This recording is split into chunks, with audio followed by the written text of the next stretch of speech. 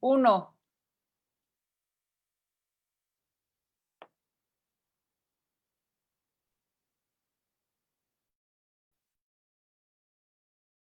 Hola, muy buenos días.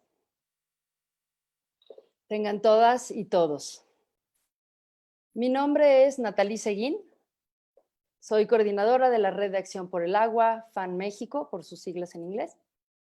FAN México es una red de organizaciones civiles que informan e influyen a nivel global, regional, nacional y local para que las políticas y prácticas del agua y saneamiento sean sostenibles y equitativas a nivel local. Trabajamos para lograr una gestión sostenible y equitativa del agua y saneamiento que garanticen los derechos humanos para todas las personas. Antes de empezar, quisiera agradecer a todas las personas que han hecho posible y a todas las personas que nos acompañan el día de hoy. Estamos transmitiendo en vivo desde las cuentas de los coconvocantes del evento, es decir, el Centro Mexicano para la Innovación en Energía, CEMIE, Océano, y la UNAM, y la Red de Acción por el Agua, FAN México. El programa de la presentación consiste en una breve introducción que realizaré yo, junto con Rodolfo Silva, responsable del CEMIE y coautor de la investigación que hoy se presenta. Posteriormente, Alessia Cachadurian Marras, quien es la autora principal de la investigación sobre la circulación del agua subterránea, hará un acto de síntesis supremo para poder compartir con nosotras y nosotros en 15 minutos los resultados de su extensa investigación. Aquí me parece importante recalcar que le hemos pedido a Alessia que esta presentación no sea de carácter técnico. Buscamos poder llegar a un público más amplio con el fin de difundir la importancia del agua subterránea y por ello es importante que sea sencilla de entender para un público no especializado. Entendemos que nos acompañan personas especializadas, pero si hubiera el interés, con muchísimo gusto se puede organizar una presentación de carácter más técnico y científico, y de ser el caso, les pediría de favor que nos lo hagan saber en el chat de cada uno de los Facebook en los que se están transmitiendo. Al término de esta presentación, tendremos un panel de comentarios desde distintos enfoques sobre la importancia de herramientas como estas para mejorar la gestión del agua y la política ambiental. Finalmente, pero con al menos 30 minutos, tendremos un espacio de preguntas del público vía el chat de los Facebook. Quisiera terminar compartiendo la razón por la que una red como FANMEX se ha interesado y se ha enfocado en los últimos años en visibilizar el agua subterránea. El agua subterránea es la fuente más abundante de agua que tenemos en el planeta. Provee casi la mitad del agua para beber a nivel mundial, alrededor del 40% para riego y un tercio del agua para la industria. Sostiene los ecosistemas y mantiene el flujo base de los ríos. Sin embargo, es la que menos se estudia y menos se monitorea por su invisibilidad, pero también porque existen ciertos intereses para que no se conozca, no se comprenda y con ello evitar se pueda regular y gestionar adecuadamente. Hoy en día tenemos en México el grave problema del acaparamiento del agua. 70% de las aguas concesionadas están en manos de 7% de los concesionarios. Concesiones que además tienen hasta 30 años y son renovables aún sin cumplir con sus obligaciones. El agua subterránea es un elemento fundamental ante el cambio climático, además de almacenar el agua y sostener los ecosistemas vitales para mantener la humedad y la absorción del CO2, evita hundimientos y la intrusión salina, por ejemplo. Desafortunadamente, los flujos subterráneos no se ven y se conoce poco de la calidad y cantidad de agua que circula debajo de nuestros pies. Las metodologías que se han usado en las últimas décadas en México para calcular la disponibilidad del agua son ya obsoletas. al no reconocer que el agua está constantemente fluyendo, que puede recorrer decenas a miles de kilómetros, y omite que se puede infiltrar en una cuenca hidrográfica y aflorar en otra. Tanto la ley como el modelo de gestión de agua en nuestro país no integra de manera adecuada el agua subterránea. La ve como algo separado cuando es parte de un mismo ciclo del agua. El agua de lluvia es agua subterránea y viceversa. La comprensión, la actualización y difusión de las dinámicas del agua subterránea son impostergables. Y en ese sentido, esta investigación sienta las bases para entender por dónde circula el agua subterránea a través de la evidencia que deja esta en el suelo, en la cobertura vegetal y la orografía. Sin más, le turno el micrófono a Rodolfo. Rodolfo Silva Casarín es ingeniero civil, especialista en hidráulica, costas, mares y puertos. Desde el 2016 es el responsable técnico del Centro Mexicano de Innovación de Energías del Océano, CEMIE. Este centro coordina los esfuerzos académicos de todo el país para el estudio y desarrollo de tecnologías especializadas en el sector de las energías renovables. Es investigador titular C de tiempo completo del Instituto de Ingeniería de la UNAM. Ha sido asesor y evaluador de programas y proyectos nacionales e internacionales. Además de ser coautor del artículo que sustenta esta presentación, ha publicado y editado una gran cantidad de artículos, revistas y libros respecto a ingeniería en costas, mares y gestión del agua. Adelante, Rodolfo. Hola, ¿qué tal? Muy buenos días, Natalie, gracias por la presentación. O sea, simplemente agradecer a la gente que nos está escuchando en principio, y lo segundo, me gustaría puntualizar algunos temas. El tema del Semioceano es un proyecto que surge hace algunos años, como ya se mencionaba, y está financiado por el Fondo de Sustentabilidad CENER-CONACYT. En este centro estamos colaborando más de 600 personas de 52 instituciones, y no solo vemos el tema del recurso energético, porque uno de las metas que nos hemos fijado es el tema de tratar de proveer soluciones al tema de energía, al tema de agua, desde una perspectiva que pueda responder a las necesidades socioambientales, tratando de ser lo más responsable posible. Hay gente de diferentes especialidades, y uno de los temas que nos hemos encontrado como de los grandes retos a resolver es la cuestión de la información. Y a diferencia de lo que mucha gente podría pensar, que nosotros solo trabajamos la parte marina, pues la parte marina y la parte terrestre están íntimamente ligadas, y lo que sucede digamos, en un segmento de la cuenca y en otro segmento de la cuenca, pues al final tienen una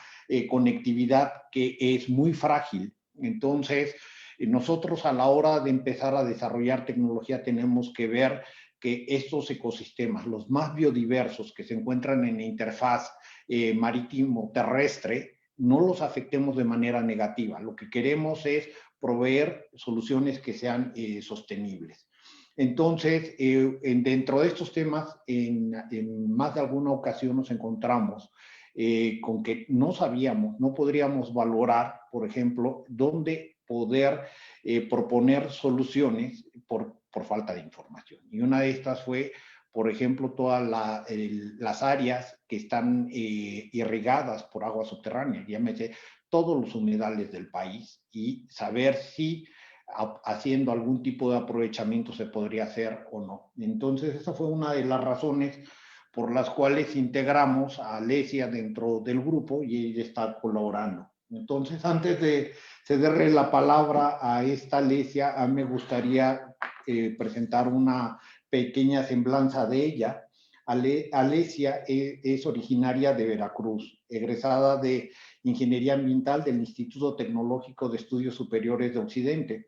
Cursó el posgrado en Ciencias de la Tierra en la UNAM, especializada en la fase subterránea del agua. Actualmente trabaja en el Semioceano para entender y explicar los sistemas de flujo de agua subterránea que circulan por el territorio mexicano. Desde hace más de 10 años realiza investigación aplicada en el entendimiento de la dinámica ambiental del agua, desde proyectos comunitarios hasta de carácter federal. Y a su vez es una de las personas que está tratando de darnos luz para ciertas tecnologías de cómo se deben de implementar. Baste recordar que México tiene más de 2 millones de personas y muchas de ellas ubicadas en zonas costeras que no cuentan con fluido eléctrico, y es algo que tenemos que resolver. México tiene grandes recursos potenciales, pero sin embargo tenemos que ser social y ambientalmente responsables. Entonces le cedo la palabra a esta Alesia y buenos días de nuevo. Muy buenos días, gracias Rodolfo, gracias a Nathalie. Y bueno, también compartir que los resultados que vamos a presentar el día de hoy es de una investigación en la que participó, como ya lo mencionó Nathalie, el doctor Rodolfo Silva Casarín, también el doctor Edgar Mendoza, también del CEMIE, del Instituto de Ingeniería de la UNAM. También colaboró el doctor José Joel Carrillo del Instituto de Geografía y la doctora Margarita Alconada de la Universidad de La Plata, Buenos Aires, y nuestro colega Felipe Herrerías Azcue, a quien mandamos un gran saludo y compartimos los resultados de este trabajo que se realizó durante el 2019. Voy a presentar.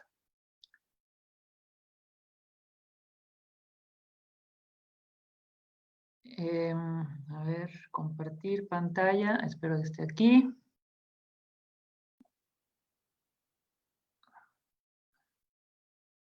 ¿Me confirman que sí se está viendo la presentación? Sí se ve la presentación, solo hace falta ponerla en pantalla completa. Ahí va pensando. Listo.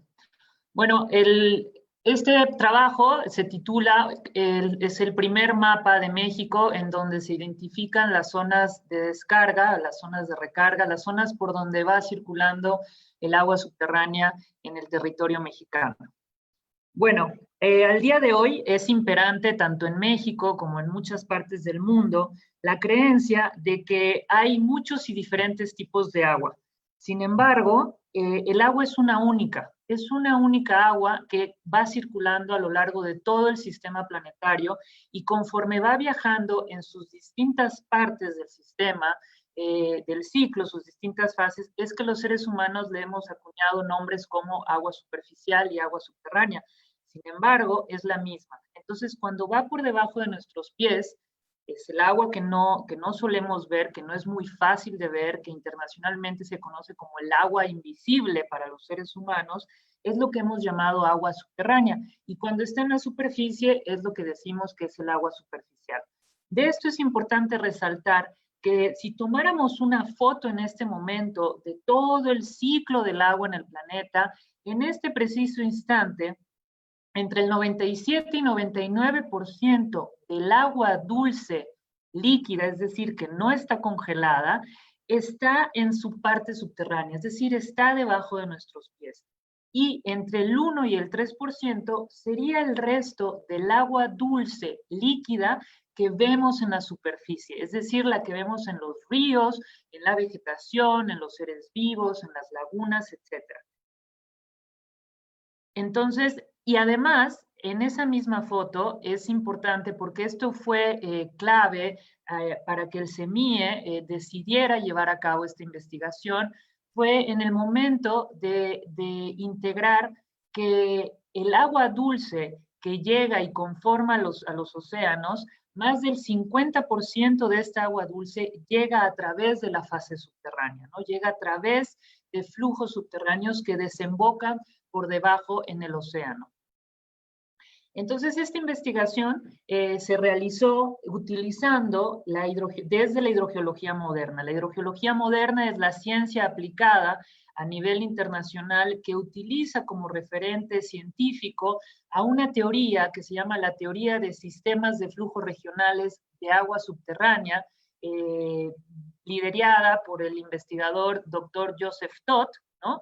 Desde hace más de 40 años. La teoría tottiana es al día de hoy la única teoría científica en el mundo que nos permite entender de una forma muy sencilla e integradora cómo es que la dinámica del agua en su fase subterránea genera una serie de interacciones, procesos desde abajo hacia arriba, en contacto con las rocas de la corteza terrestre, que genera las condiciones ideales y necesarias para la generación de los tipos de suelo, de la orografía que tenemos, de las geoformas, de todas las formas del relieve que vemos, así como de la vegetación y por ende de los ecosistemas, ¿no? Entonces, el agua subterránea se mueve en forma de sistemas de flujo que lo pueden ver ahí en el esquema. Son flujos que inician desde en el momento en que el agua se infiltra, pero que después de infiltrarse logra recargarse, ¿sí? Y entonces inicia su viaje subterráneo hasta que finalmente vuelve a asomarse, a asomarse en la superficie, y es donde llamamos puntos o zonas de descarga. La forma directa en la que el agua subterránea se vuelve a asomar a la superficie es a través de los manantiales. Y es justo a partir de los manantiales que se generan lo que conocemos los cuerpos de agua, ¿no? Los ríos, lagos, lagunas, y a partir de ahí, junto con las condiciones que tenemos en el resto de la biosfera, entonces se generan los tipos de suelo, vegetación y ecosistemas. Entonces, durante este viaje subterráneo, el agua empieza a dejar pistas, manifestaciones que durante su proceso de recarga, su proceso de circulación y otra vez de descarga, ¿sí?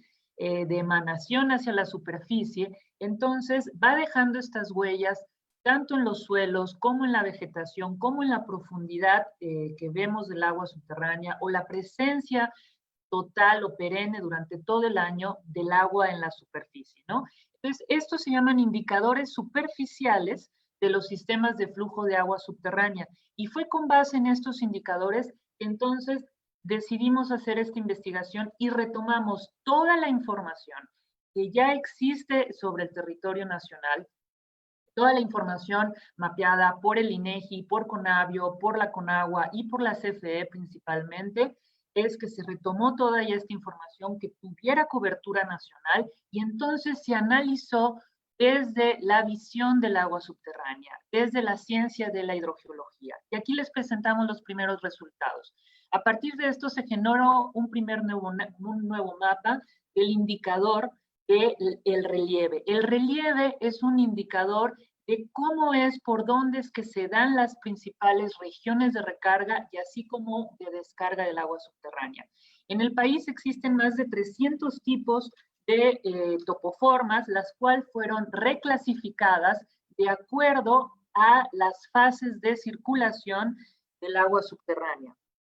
Y con base en esto, solamente por topoformas, tenemos que el 14% del relieve nacional se asocia a un relieve típico de descarga y el 38% es un relieve típico para procesos de recarga del agua.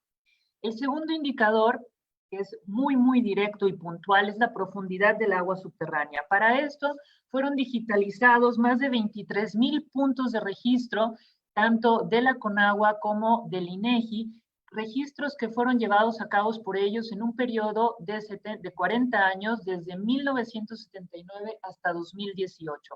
Y esta información de la profundidad que tienen registrada de dónde está el agua subterránea, cabe mencionar que es en pozos no activos, se dividió de acuerdo a su profundidad, temperatura y si estaba localizado o no en una topoforma de descarga o no. Entonces tenemos que el 14% de los puntos registrados presenta una profundidad menor a los 3 metros, el 33% es de 11 a 3 metros de profundidad de agua subterránea y el 53% de los datos presentan durante ese periodo una profundidad mayor a los 11 metros. Este es el tercer mapa en el que presentamos la presencia perenne de agua natural en todo el país. Se integraron más de 13 mapas de todo el país, 13 cartografías de cobertura nacional, y en este mapa estamos viendo las zonas de descarga donde hay presencia permanente durante todo el año de agua natural, es decir, sin importar las estaciones de lluvia, y los puntos son los manantiales, que son sumamente importantes porque es el origen de los cuerpos de agua que vemos en superficie y es la primer salida que tienen los sistemas de flujo hacia la superficie. El cuarto mapa, se retomaron los 25 tipos de suelo que existen en el país y fueron reclasificados desde el origen y las condiciones edafológicas que dependen directamente del aporte subterráneo de agua. Y con esto tenemos que el 25% de la cobertura de suelo en este país está asociada a zonas típicas de descarga de agua y el 24% a zonas de recarga. Esta información es de los años 80, ¿por qué? Porque buscamos la información más antigua que nos pueda dar las características más originales o naturales del territorio en el que estamos. El último mapa de indicadores en la superficie es el de suelos y uso de vegetación, también es información de los años 80, y con esta información tenemos que el 10% de la vegetación en México presenta condiciones y manifestaciones directas de asociación fuertemente a zonas de descarga. El 22% es una vegetación típica de procesos de recarga del agua, que podría ser un poquito mayor, ya que el 31% es vegetación que puede o no estar presente tanto en zonas de tránsito como de recarga de los sistemas de flujo. En aquel entonces, solo el 0.1% del territorio nacional era uso para suelo urbano, es decir, era mancha urbana. Finalmente, con estos 5 grandes mapas de indicadores, se generó esta primer foto nacional de las principales manifestaciones de la circulación del agua subterránea en nuestro país. Lo que tenemos en azul son las zonas que presentan directamente manifestaciones, ¿sí?, de descarga de los sistemas de flujo, y los que es el verde más fuerte son las zonas en donde se está recargando de forma natural el agua. Cabe mencionar que este gran mapa nacional nos dice que el 30% del territorio nacional presenta evidencias muy fuertes de que ahí ya se llevan a cabo los procesos de descarga. Entre el 23 hasta el 57% del territorio nacional son zonas de recarga y el 11% son zonas de tránsito. Menos del 1% del territorio fue clasificado como indistinto, es decir, que la información no presentaba las características suficientes.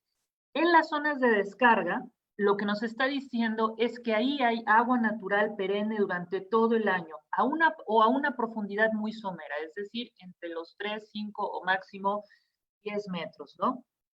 Sin embargo, se debe confirmar de forma puntual en cada lugar si efectivamente están ocurriendo puntos de descarga. Y esto se debe, uno, al origen y el tiempo de la información, y dos, a que los sistemas de flujo, como dijimos, están en constante movimiento, como es el ciclo del agua. El agua todo el tiempo se está moviendo.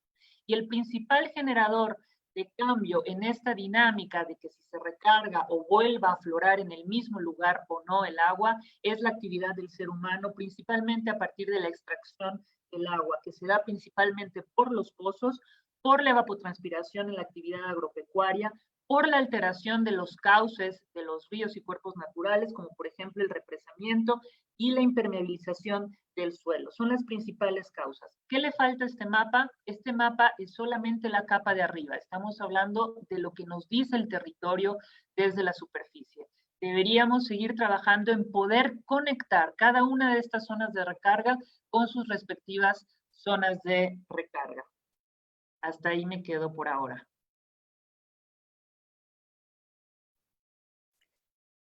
Muchísimas gracias, Alesia. Bueno, para mí es un gran gusto poder ver finalmente un mapa, o diría yo una serie de mapas que nos lleva a entender poco a poco cómo se mueve esta agua, qué zonas se infiltra, por qué zonas sale, y poder visualizarlas a un nivel de escala nacional. Es algo que me parece realmente importante, pues por las razones que mencionaba yo, ¿no? El tema del agua subterránea es un tema que debe de seguir siendo investigado, y como bien lo acabas de decir al cerrar, falta poder conectar estas zonas de recarga y zonas de descarga. Hay que estimular y seguir en esta línea de investigación. Pero bueno, yo no tomaré más la palabra. Invito a todos nuestros comentaristas a que prendan la pantalla.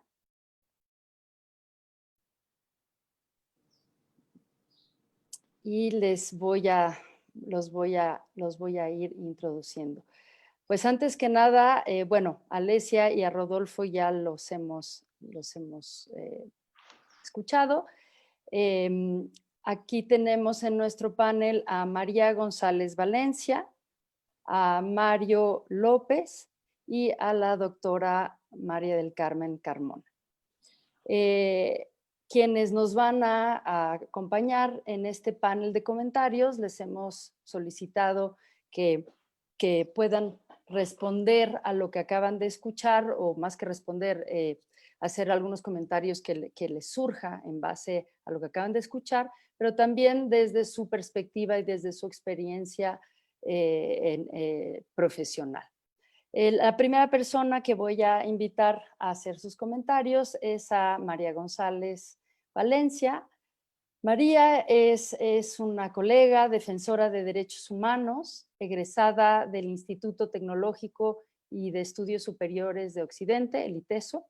Es especialista en derechos sociales, ambientales, agua, conflictos socioambientales y estrategias para la defensa de la tierra y el territorio. Feminista, activista y educadora popular. Es fundadora de diversas redes de agua y derechos humanos en México. Actualmente coordina el área de acción para la defensa del territorio del Instituto Mexicano para el Desarrollo Comunitario, IMDEC, desde donde acompaña, documenta e investiga diversas luchas en defensa del agua y el territorio en el estado de Jalisco, como la presa El Zapotillo, la contaminación del río Santiago, el lago de Chapala y los graves problemas de salud pública ocasionados por la contaminación ambiental.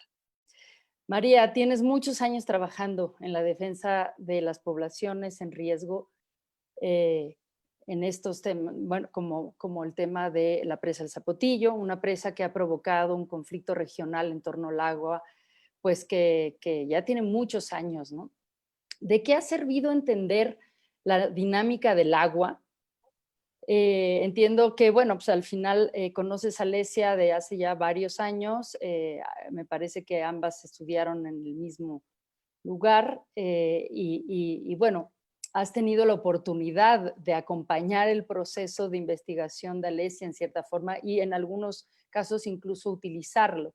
Entonces, ¿de qué te ha servido entender la dinámica del agua subterránea y qué significa desde la perspectiva de la defensa del agua el poder visualizar a una escala nacional el agua que circula subterráneamente?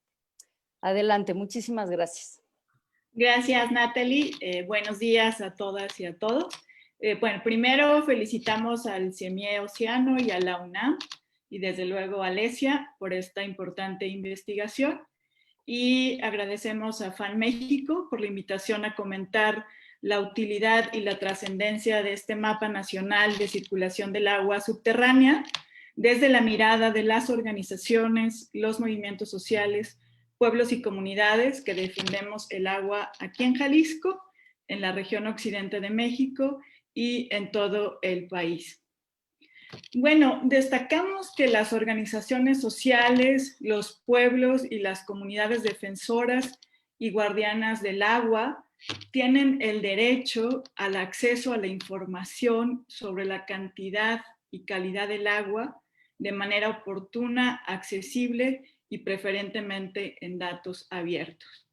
Desde esta perspectiva, pues primero queremos celebrar que este mapa de circulación del agua subterránea en México se va a encontrar disponible, entendemos, en datos abiertos y podrá ser una herramienta que reforzará y fortalecerá las estrategias de lucha de las comunidades y de los movimientos en defensa del agua. Las comunidades con las que nosotros trabajamos han fortalecido sus conocimientos sobre su territorio y sus fuentes de agua, impulsando articulaciones y procesos de capacitación e investigación aplicada y colaborativa sobre el agua subterránea con especialistas internacionales, hidrogeólogos de Estados Unidos y de la UNAM. Y como bien mencionabas, Natalie, pues entre ellas, pues Alesia. Esta formación y vinculación nos ha permitido tanto a las organizaciones que les acompañamos y a las propias comunidades comprender la dinámica del agua subterránea. Primero entender, como lo decía Alesia, pues que el agua solo es una.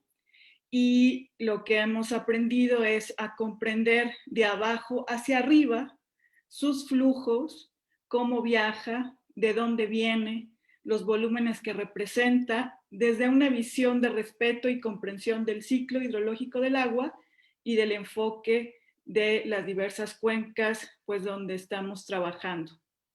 Por ejemplo, en las comunidades afectadas por el conflicto socioambiental ocasionado por la presa El Zapotillo, aquí en Jalisco, las comunidades comprenden desde esta perspectiva por qué en su territorio hay agua termal, por ejemplo, en dónde se concentran los mayores volúmenes del agua, cuál es la principal fuente de abastecimiento en la región de los Altos de Jalisco, que es la agua subterránea extraída por pozos. ¿Quiénes tienen concentrada o acaparada el agua subterránea en esta región? ¿Y cuál es la relación e interacción con su río Verde que están defendiendo contra esta presa del Zapotillo? Estamos convencidas que esta herramienta debe animarnos, y aquí hacemos un llamado a la Semarnat, a la Conagua, al CONACYT, al IMTA y a las diferentes autoridades a modificar el modelo de los pozos de agua subterránea en México, el sistema de concesiones, el control y monitoreo de calidad y cantidad del agua subterránea, la regulación de su extracción y su acaparamiento para proteger los ecosistemas y eliminar la desigualdad en su distribución y en su acceso. Y finalmente, compartimos una experiencia muy importante que desde el año pasado iniciamos gobierno, comunidades, organizaciones y academia. Y que pues este mapa pues va a ser central para continuar con estos trabajos.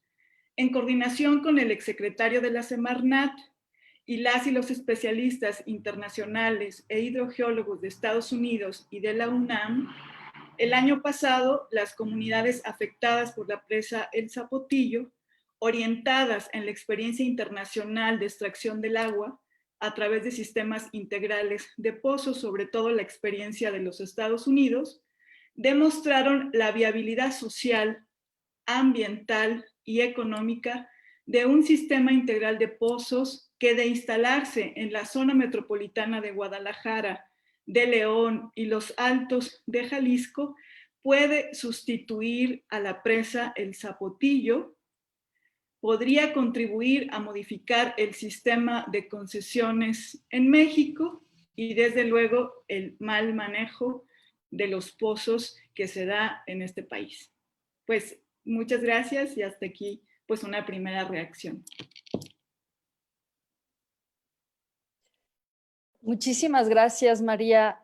Creo que la experiencia que acabas de contarnos, pues justo resume y sintetiza la importancia de contar con información, de contar con conocimiento, de entender cómo funciona el agua para entonces poder tomar realmente poder encontrar incluso las soluciones que pueden llevar a resolver conflictos que tienen décadas.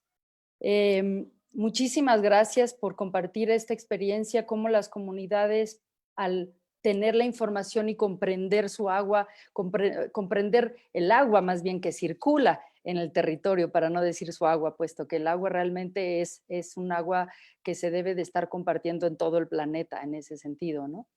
Pero eso es sin duda algo que permite a las comunidades ir madurando también el cómo concebir su agua y cómo defender y cómo incluso encontrar soluciones. Esto me lleva a Mario López, quien Mario López Ramírez es licenciado en Asuntos Internacionales por la Universidad de Guadalajara y maestro en Política y Gestión Pública por parte del ITESO. Asimismo, ha realizado estudios de diplomados en procesos políticos y democracia, en gestión ambiental y gestión sustentable del agua. Su tema de especialidad es la geopolítica del medio ambiente y los procesos de integración regional. Actualmente es coordinador del programa de Ecología Política del Centro de Investigación y Formación Social del ITESO. Ha pertenecido a diferentes equipos de investigación sobre temas geopolíticos. Si hay alguna otra cosa que no mencioné, Mario, con todo gusto, por favor, menciónalo. Pero bueno, me hizo pensar justamente lo que María nos compartió, cómo el agua finalmente es un elemento que puede generar conflictos, pero también es un elemento que puede permitirnos encontrar integraciones regionales y acuerdos que permiten una mejor gestión del agua. Adelante, Mario, muchas gracias. Muchas gracias, Natalie. Primero me sumo a la felicitación a Alesia, nuestra entrañable Alesia, y a Rodolfo por este esfuerzo que están haciendo de mapear por primera vez las zonas de descarga y recarga de México. Es un esfuerzo monumental, la verdad es que es encomiable, y le agradezco a FAN México también la invitación. Yo tengo un par de punteos, porque entiendo que estamos frente a un público en este momento que, bueno, si bien incluye especialistas, hay también interesados, ciudadanos y ciudadanas, interesadas en entender esto de los sistemas de flujo de agua subterránea que representa este mapa. Entonces mi lenguaje intentará no ser especializado, a menos que podamos abrir algún debate al respecto, pero quisiera dar la perspectiva. ¿Cuáles son las grandes aportaciones que está haciendo este mapa para la sociedad mexicana? La primera cosa es que está desinstalando una idea muy poderosa que nos han instalado en la mente de que el agua es un recurso, ¿no? Esta idea ha sido utilizada por los poderosos del agua, por los grandes acaparadores, y la aceptamos en general. O sea, en la calle le podemos preguntar a la gente si estima que el agua es un recurso. Pero lo que tenemos que ir entendiendo cada vez más para apropiarnos y para además ser en esta unidad con el ciclo, apropiarnos como naturaleza nosotros mismos, siendo parte del ciclo, es que el agua no es un recurso, es un proceso. Y lo que instala este mapa es precisamente el entendimiento de cómo el agua es un proceso. Y como es un proceso, si nosotros, manipulamos una parte del proceso, manipulamos todo el proceso. Entonces, entender lo que estamos haciendo con el proceso del agua, al que le llamamos ciclo, pero tenemos que entender que es un ciclo socio-natural, no es un ciclo hidrológico nada más, sino intervenimos en él. Mientras más se instale la idea de que el agua es un proceso, vamos a ser más delicados y cuidadosos de cómo gestionamos el asunto. O sea, entonces, por contraparte digo, si hasta ahora el agua subterránea en México no ha sido entendida por los científicos y los técnicos como un proceso, algo estamos haciendo mal, porque estamos interviniendo algo que no entendemos bien, ¿no? Entonces esa es una primera cuestión. La segunda es que este mapa intenta y hace un esfuerzo muy importante de decirnos qué está pasando en el subsuelo, pero viendo desde la superficie. O sea, es decir, cómo podemos desde la superficie entender lo que está pasando por abajo, lo que no se ve. Y ese gran esfuerzo de visibilizar lo que no se ve va a implicar también, y este es un primer paso importante, que por supuesto muchos académicos estamos apoyando, porque hay que visibilizar cada vez más lo que no se ve. ¿Por qué? Porque hay estimaciones de que el 97% del agua dulce del país es subterránea. Entonces el agua dulce del país es un botín, ¿no? Para cualquiera que lo entienda fácilmente, de manera rápida, es que si ahí hay 97% del agua dulce del país, eso es un botín. Entonces, en la medida que solo lo entiendan los expertos o algunos sectores de expertos y que la ciudadanía esté desdibujada del entendimiento de lo que está pasando en el subsuelo, pues entonces los expertos se vuelven realmente una élite de administración que acapara por desconocimiento este gran volumen de agua que es el gran reservorio Y como lo han dicho también, Natalie, ante el cambio climático es un agua que tenemos que cuidar como oro, pero también saber cómo funciona, ¿no?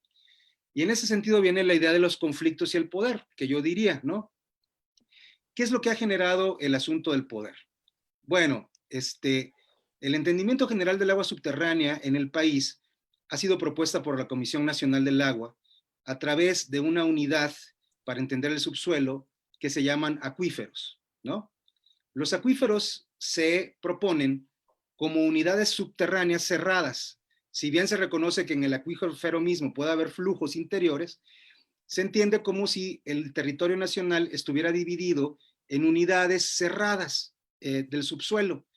Y además, o sea, son como una serie, como si el subsuelo estuviera lleno de un montón de vasijas. Hay vasijas más grandes, hay vasijas más pequeñas, y esas vasijas están determinadas solamente en sus fronteras laterales, ¿no? Superficiales.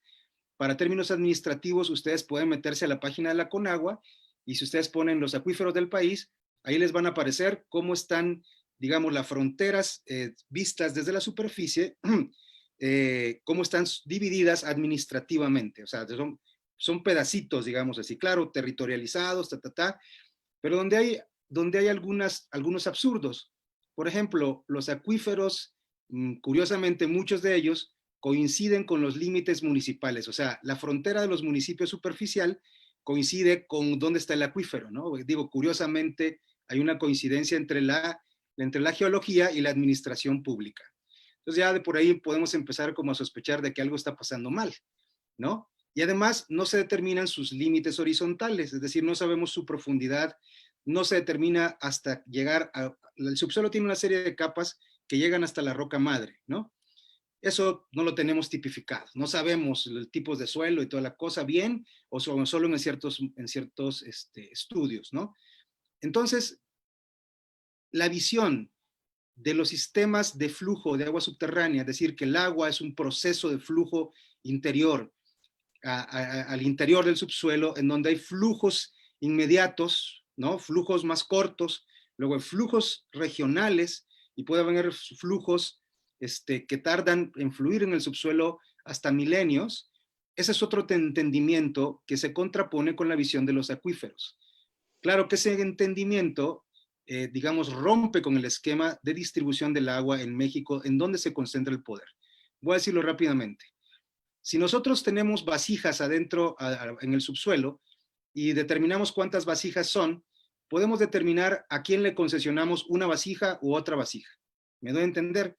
Porque como son unidades cerradas, podemos distribuirlas conforme primero al conocimiento científico técnico que existe actualmente y segundo a favor de quien pueda gestionar mejor la concesión.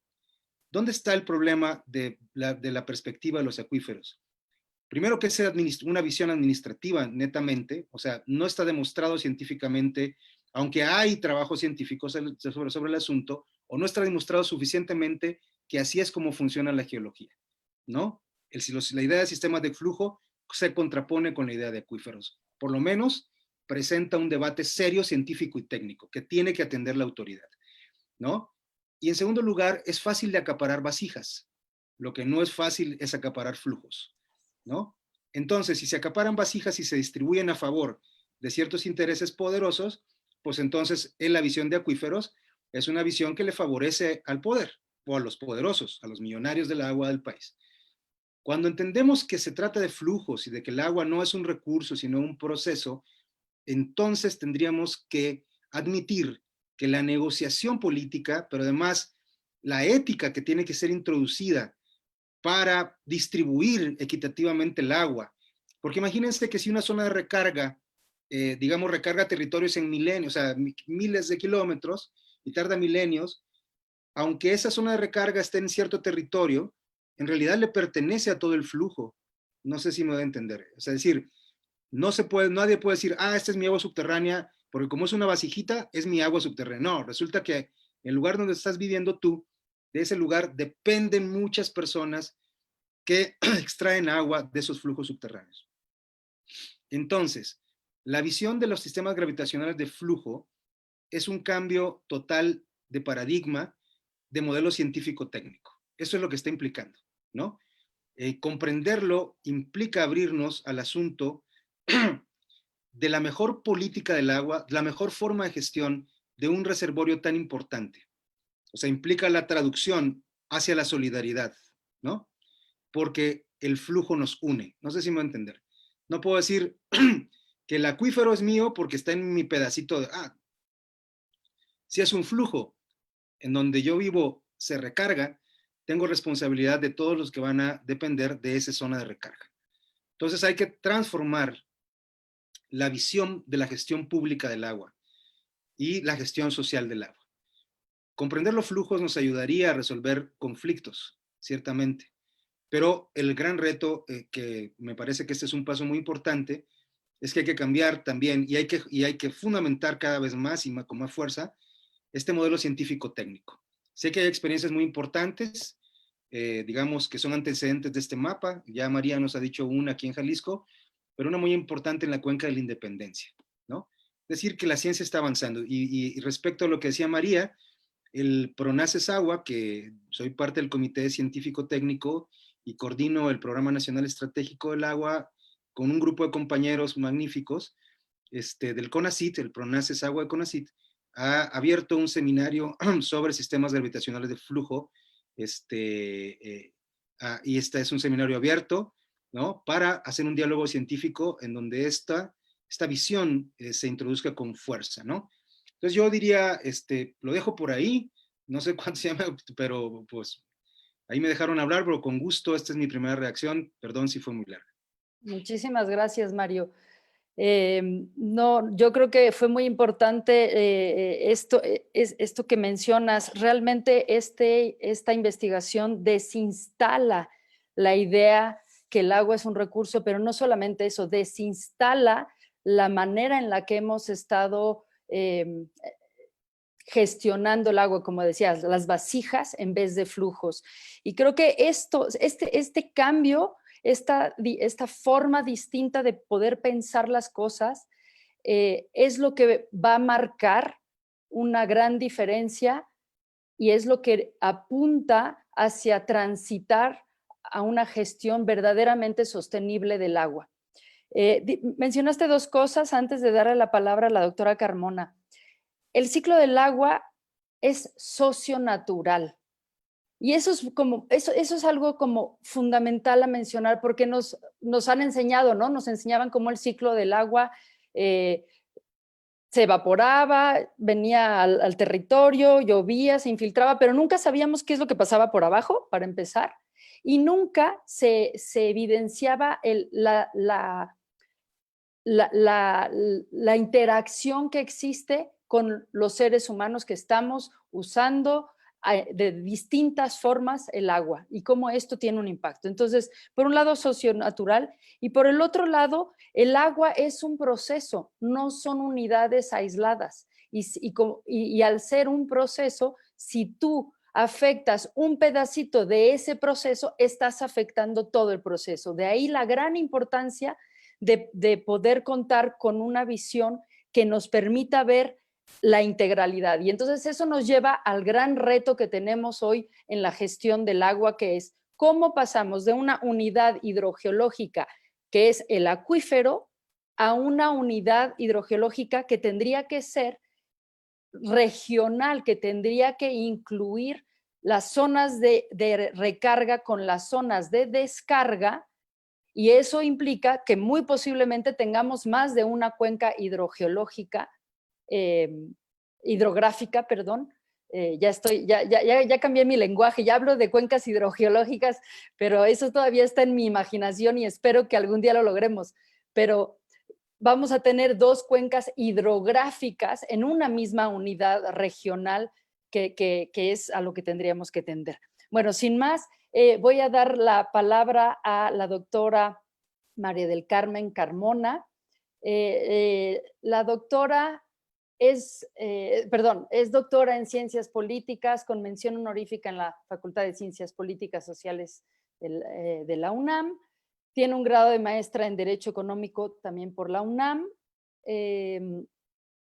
Es Premio Universidad Sor Juana Inés de la Cruz en 2008, otorgado por la UNAM por su trayectoria en la investigación jurídica. Ha participado en diversos proyectos de investigación e impartido múltiples conferencias en foros, eventos nacionales, internacionales. Es autora de libros, artículos especializados en materia de derecho ambiental, de los recursos naturales, de energía, así como de derecho indígena y administrativo en lo general. Ha realizado asesorías y consultorías a diversas dependencias federales como la Secretaría de Economía, Sedesol, Semarnat, CENER, la Auditoría Superior de la Federación, empresas del sector público como el caso de Pemex, ESA, CFE, entre otros. Así como con fundaciones, la de Friedrich Ebert y la Fundación Gonzalo Río Aronte. A nivel internacional, a la Comisión de Cooperación Ambiental de América del Norte, a la OCDE, al GATT, a la Corte Suprema de Justicia de El Salvador, Procuraduría de Derechos Humanos de Guatemala, Tribuna del Agua de Expo, y así me podría yo seguir. Su currículum es muy extenso, la experiencia que tiene la doctora Carmona es muy amplia y con muchísimo gusto le cedo la palabra.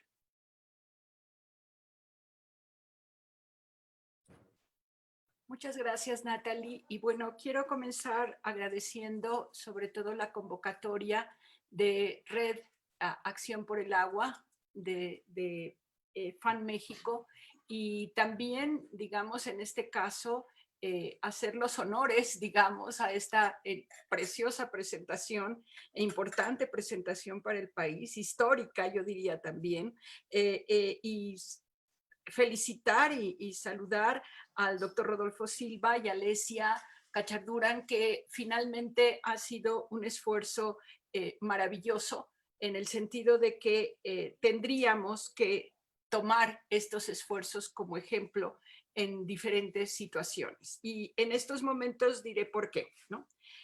Creo que en estos es la época más difícil que parece que hemos enfrentado como humanidad, y tiene que ver con esto de que necesitamos visibilizar el agua subterránea.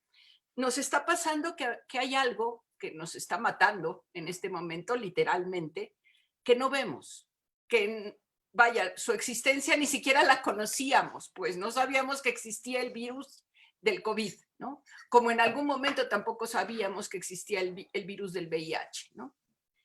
Y sin embargo estamos aquí, o sea, digamos, esa es una realidad. Y entonces yo quisiera sobre todo establecerlo desde un enfoque sistémico. Ya se dijo que este es un nuevo paradigma, y el nuevo paradigma tiene que ver con algo muy simple, que a mí me lo enseñó maravillosamente el doctor Joel Carrillo y un grupo de investigadores que hemos estado trabajando desde hace ya varios años para poder traducir esto a formas legales. El doctor Carrillo hace la pregunta, que yo creo que es así como una pregunta copernicana, porque el doctor Carrillo dice, tú pregúntale al agua de dónde viene. ¿Por qué? Porque se mueve. O sea, pareciera mentira, pero creemos que el agua, y sobre todo, ya lo comentó el doctor Mario, estamos en una situación en donde lo administrativo es ficción. O sea, está bien que hagamos la ficción de una persona jurídica, o sea, de una persona moral, pero no podemos hacer ficción de la realidad en donde el objeto que vamos a regular se mueve. Y nosotros pensamos que lo podemos capturar y sobre todo que podemos entregarle la vasija sin saber cómo se rellena, sin saber nosotros. Porque también el doctor Carrillo dice, qué curioso que en donde no hay agua, según la autoridad, en donde hay además el terrible concepto de escasez en los que basamos la normatividad, qué curioso que ahí es en donde vienen y se sientan los que sí saben dónde está el agua, porque sí saben que el 97% del agua es agua dulce. Sin embargo, en el mundo se está escondiendo esta información. No quieren que se vea, ¿no? Entonces, de ahí es que es interesante. Bueno, aquí yo quiero establecer que entonces, en un enfoque sistémico, porque esa sería mi base para este razonamiento, resulta que si el agua es invisible, el problema es que nuestra mente, y aún la mente científica, y se entiende, es que cuando hay algo invisible es desconocido y tenemos un miedo a lo desconocido, es un poco así como el miedo mortal que también tenemos, ¿no? Pero el problema es que si no veo, tengo implicaciones sistémicas también. O sea, el no ver tiene sus consecuencias. Y entonces, bueno, aquí el asunto es que tristemente el miedo para nuestra mente, inclusive para la mente científica, y es lo que ahorita estamos viviendo, es que el miedo nos paraliza. El miedo a lo desconocido, ¿por qué? Porque es, digamos que tenemos nuestra mente abierta al coco, pues, o sea, ahí viene el coco, ¿no? Nunca nadie lo ha visto, no me lo pueden describir, pero tengo miedo al coco. Y mientras eso pasa, lo que hago es me meto en la cama, me pongo la cobija encima y no quiero ver nada, ni escuchar nada, ¿no? Y lo peor es que lo único que escucho y veo son mis demonios, mi miedo, ¿no? Entonces, aquí el asunto es que, bueno, esa sería la primera situación. ¿Por qué es importante visibilizar? ¿Y por qué es importante? Y me encanta esta propuesta de este mapa, porque ahora quiero pasar a otra situación que tiene que ver con el plano. O sea, digamos que, no sé si se note, que estamos pasando del plano al mapa. Pareciera una tontería, pero es que el plano es una dimensión. ¿Sí? Estamos hablando de, y además para ubicarnos en un plano, solamente vemos un punto, ¿no? Inclusive lo he aprendido en mi contacto con esta parte que se llama interdisciplina, ¿no? Y en algunos proyectos. Para mí, el descubrimiento como abogada de la coordenada geográfica, para mí fue así como una situación maravillosa. ¿Por qué? Porque todas las leyes tendrían que tener ese elemento. ¿Por qué? Porque sé que es un elemento único. O sea, el punto de la coordenada geográfica es uno, pero desafortunadamente es en un plano. Digamos que ahora con el Google Maps ya sabemos dónde estoy, que es importante para ubicarme, pero solamente estoy viendo una pantalla, solamente estoy viendo un plano, ¿sí? O sea, una dimensión. Y creo que en estos momentos ya pasamos de la primera dimensión a una tercera, cuarta y yo diría hasta quinta dimensión. Y por eso la denomino quinta, pero no pensando que hay extraterrestres ni nada de eso, ni tampoco en un fenómeno paranormal, sino la quinta dimensión que está basada en una nueva posición, inclusive científica y lo más interesante de gestión pública en algunos países, el caso de Alemania y de Japón, y estoy hablando la visión de la sociedad 5.0, en donde para la sociedad 5.0 estamos hablando fundamentalmente de la conectividad, de cómo toda la información que tenemos ahorita, digamos ahora sí, en un plano superficial, ¿no? Y sectorizado, bueno, pues ahora se tienen que empezar a hablar los sistemas, ¿no? Y entonces en este caso, ya sé en dónde estoy, ya sé lo que tengo, y fíjense nada más, estoy pasando de los mapas INEGI, que tienen todo un valor, y dicho sea de paso, que eso va a ser bien importante, porque creo que tendría que ser parte de la lucha. Quiero comentarles, y lo comento porque sé que también hay muchos especialistas que probablemente esto no lo saben. En el caso mexicano, y a pesar de que ahora el presidente dice que tiene sus datos, conforme al artículo 26 constitucional, la información oficial es la del INEGI. Yo no puedo basar ningún juicio, no puedo basar ningún, digamos, ningún dato oficial, ni la toma de decisiones, sino es a partir de la información oficial que constitucionalmente es la del INEGI. Por lo tanto, yo no puedo defender en juicio un mapa de Google, no, porque además es propiedad de Google, cuidado, ¿no? Sino solamente puedo usar la información que esté contenida en cuestión de mapas. Pero también recordemos que entonces, si nuestras investigaciones de ese primer plano, ¿no? Del plano INEGI, por llamarle de alguna manera, que además están clasificados así, pasar a lo que en estos momentos, por ejemplo, es el ordenamiento ecológico, estamos hablando de un plano a lo que ya son mapas, a lo que es la integración de la información para poder llegar a lo que yo diría el programa. Paso del plano regulador al programa, que un programa no existe si no tiene acciones y cronograma. Bueno, y pasaría a la última, digamos, a esta idea de la conectividad, ¿no? en donde, y lo acaba de decir en este caso el doctor López, en el sentido de que estamos hablando de que pasamos del objeto a la relación. O sea, aquí, si nos estamos dando cuenta de que el agua se mueve, resulta que entonces yo ya sé para qué me sirve esta información. Y cuando yo sé que el agua se mueve y que está en un ciclo y que es, como ya se dijo, un fenómeno y además es un proceso, entonces ya tengo conocimiento científico. Para mí, mi visión de conocimiento, mi concepto de conocimiento es la relación. O sea, es un elemento en el que yo me puedo relacionar con el mundo de manera científica a través del método, ¿no? De manera, digamos, de manera simple, digamos, de manera cotidiana, a través de mis sentidos. Pero aquí el asunto es cómo me relaciono. Entonces, si esto es, resulta que entonces para darme cuenta de que el agua se mueve, para decirle a un cuencólogo, como se los he dicho, los cuencólogos le digo, mira, ya no te pido nada, o sea, no te pido nada, por favor, deja de ser superficial si ves a la cuenca, porque si la cuenca me la das sin pozos, como en estos momentos está diciendo el doctor López, si la cuenca me la das sin pozos y sin zonas de carga y descarga, por favor, ¿cuál es tu sospecho de tu evaluación del agua? O sea, no sospecho de todo lo demás que finalmente integra la cuenca hidrográfica, o sea, porque creo que ya no es pero bueno, inclusive este cambio de lenguaje de lo hidrográfico a lo hidrogeológico es precisamente el llegar a una quinta dimensión, no tercera, quinta. ¿Por qué? Porque entonces estamos hablando de qué pasa en el sistema económico, en el sistema político, en el sistema administrativo, en el sistema jurídico, en el sistema social, para entonces saber qué hacemos con el sistema de flujos, estos sistemas gravitacionales de agua subterránea, ¿no?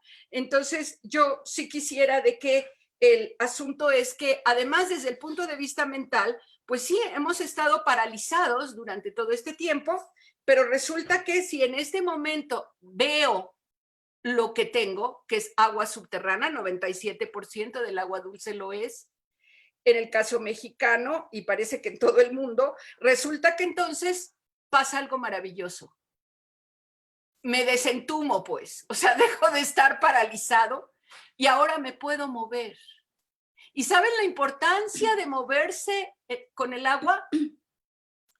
Significa movimiento. Y el movimiento es vida, el movimiento es flujo, el movimiento es reconocer y darme cuenta que me puedo mover. Y si me muevo, puedo actuar como sociedad. Y si me muevo, seré igual de transparente, igual de fluido como el agua y tendré un mejor entendimiento inclusive de mi planeta y mi entorno, porque veré que mi sustento está conectado con todos los elementos, porque no es nada más el vaso con agua que me tomo, sino es todo lo que implica ese maravilloso líquido que además creo que un 75% también lo tengo en mi organismo. Entonces, felicidades, de veras son unos héroes para el planeta y para el caso mexicano. Sé que la lucha es ardua, yo la he vivido en muchos momentos y sé que el cambio de paradigma está ahí y está precisamente en saber la gran verdad filosófica administrativa que es el agua se mueve. Gracias. Muchísimas gracias, doctora. Le iba yo a tal vez pedir que concretamente desde un marco jurídico administrativo, es decir, de la Ley de Aguas Nacionales y la LEGEPA actuales, ¿de qué sirve identificar las zonas de recarga, tránsito y descarga del agua? ¿Y cómo es que esto puede ayudar a hacer valer las leyes actuales? Porque usted ha mencionado muy claramente la importancia de los mapas para poder operativizar, ¿no? Y si pudiera muy brevemente comentarnos esto para entonces ya dar paso a la sesión de preguntas. Gracias. Bueno, aquí es exactamente lo que comentaba el doctor Mario López, en el sentido de que en esta situación el hecho de tener como figura, como unidad de gestión al acuífero, y tristemente, sobre todo para los grupos que activan, de activistas en defensa del agua, creo que es bien importante decir, los COTAS, que son los comités técnicos de agua subterránea, son organismos auxiliares de el Consejo de Cuenca, ni siquiera del organismo de Cuenca. O sea, en el caso de la administración del agua es terrible. O sea, el acuífero está no solamente confinado, minimizado, y es absurdo. Y el problema entonces es que como tenemos esta idea de vasija, pareciera, y ya ocurrió, por ejemplo, ocurrió en Baja California Sur, en donde para darle agua a una minera que todavía está peleándose por ahí si se impone o no, que parece ser que quiere hacer la mina en la zona de recarga para abastecer a La Paz, porque está en la sierra, ¿no? O sea, la poquita sierra que hay, ahí está. Pues resulta que lo que es la solución administrativa fue dividir el acuífero administrativamente, como si mágicamente se duplicara la cantidad de agua. No sé si me explico. O sea, ellos llegan a creerse la mentira. Y es mentira porque es falso. ¿Y por qué es falso? Porque lo acaba de decir el doctor Mario López. No hay en estos momentos fundamento científico que pueda sostener la forma administrativa en que se gestiona el agua en el país. ¿Por qué? Porque ni siquiera, si ustedes ven la definición de agua subterránea, es vergonzosa. Porque dice aguas del subsuelo son aquellas que están debajo del suelo.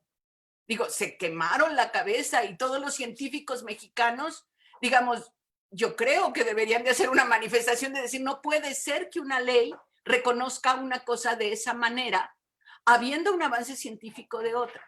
Ahora, ¿qué es lo cuál es la importancia? Por ejemplo, desde mi experiencia, en estos momentos precisamente con CONACYT, estoy participando en varios pronaces de agua por la parte jurídica. Y uno de ellos, por ejemplo, es el hecho de el bosque de agua que le han denominado en zonas importantes. El caso de Guadalajara sería uno de ellos. Inclusive ya se propuso una reforma a la LEGEPA para poder incluir como parte del ordenamiento ecológico estas zonas de carga y descarga para ser consideradas, sobre todo para establecer zonas de reserva de agua.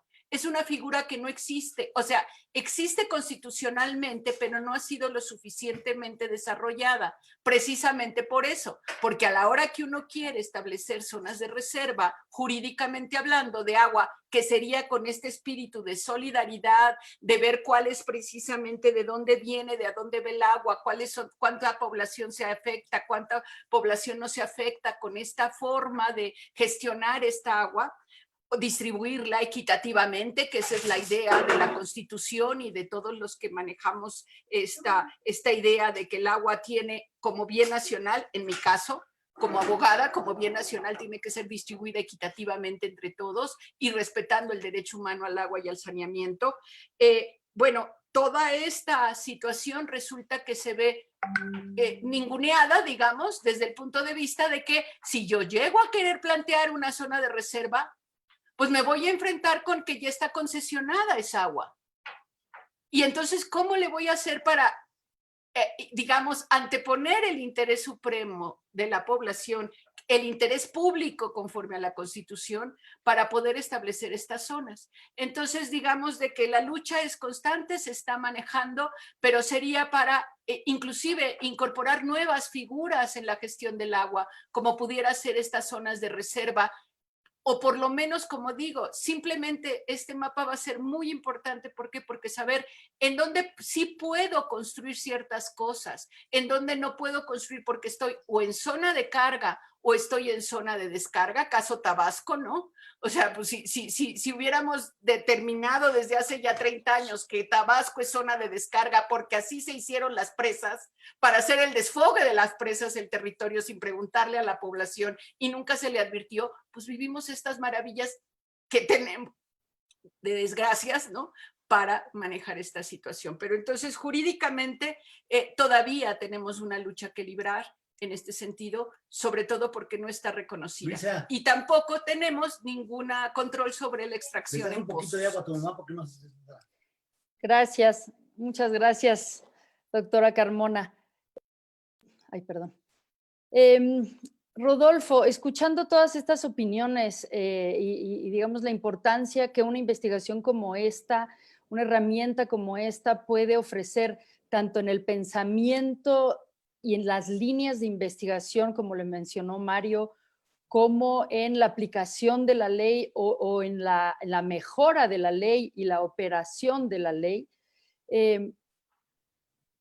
Tú lideraste, ¿no? Como director del CEMIE, lideraste esta investigación. ¿Quieres darnos algunas reflexiones después de haber escuchado esto? Sí, mira, mi primera reflexión al respecto, y la verdad es que con esto no trato de desacreditar a nadie, es simplemente una visión muy personal. Para mí el tema del agua es mucho más amplio que lo que se ha dicho aquí.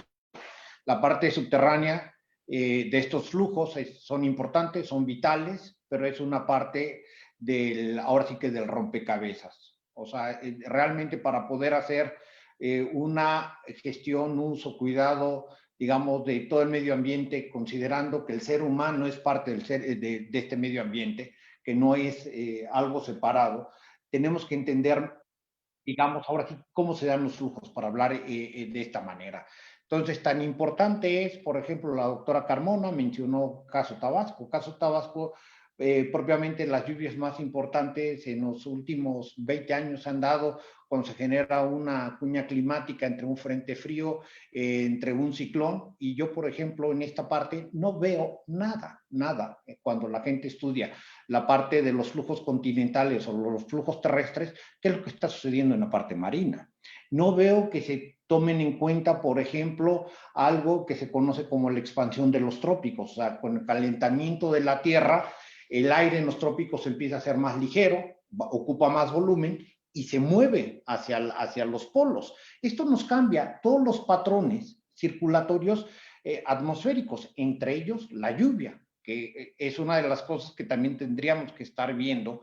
Y algo curioso, no es que todo el trópico se expande. En las zonas de los desiertos se está contrayendo en los grandes desiertos.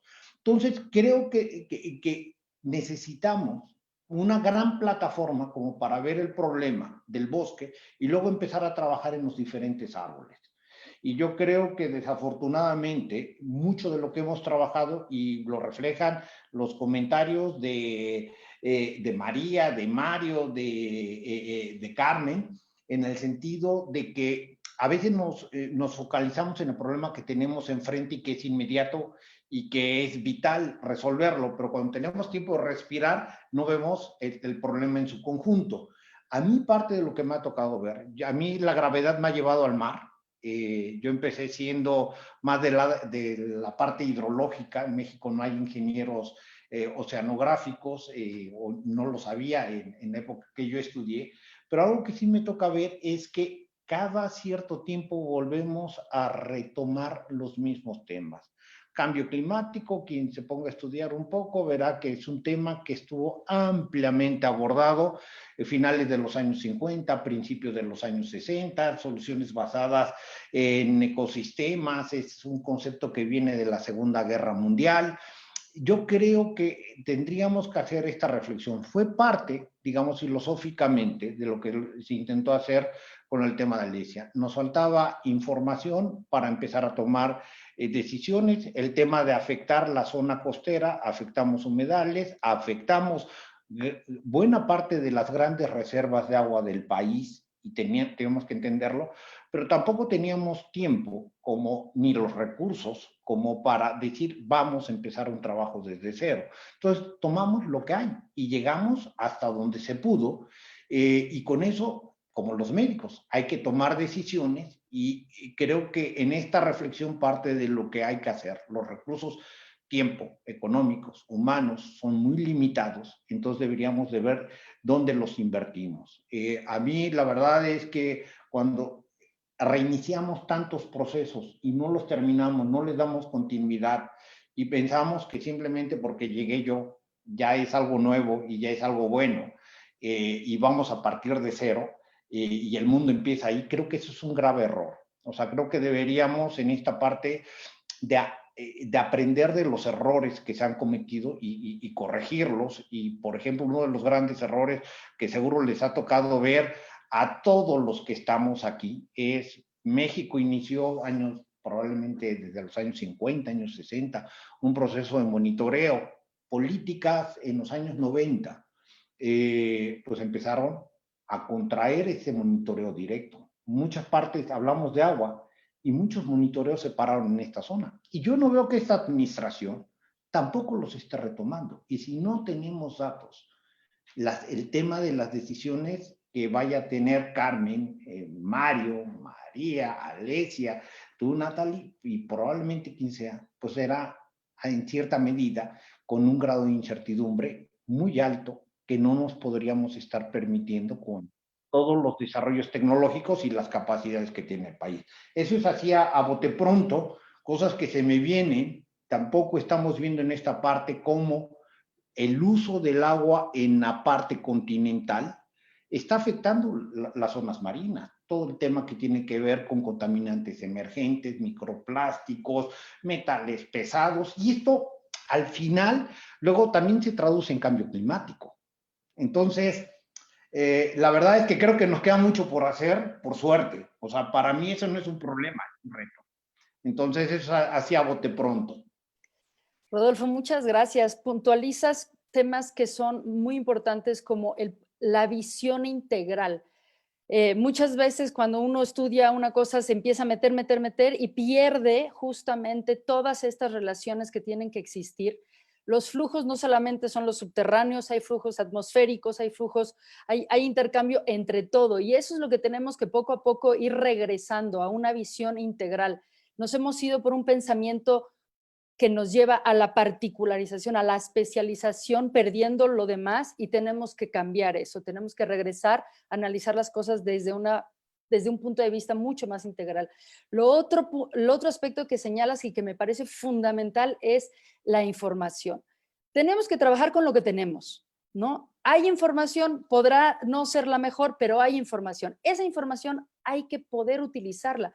En México, a pesar de todo, hay mucha información, el problema es que está fragmentada, está muchas veces desactualizada, pero justo este es un ejercicio muy interesante de lograr algo, una herramienta, unos mapas que van a poder ser de gran utilidad con información existente. Y bueno, eso podríamos seguir, como bien dice Rodolfo, hay muchísimo más que hablar y discutir. Voy a pasar a las preguntas porque justamente habla de cómo esta herramienta con esta información pudiera o no ser, más bien pudiera ser útil. Si pueden apuntar, porque voy a hacer unas cuantas y voy a dejar a quien quiera tomar la palabra. Preguntan, ¿cuál es la situación de estos flujos en todas las comunidades?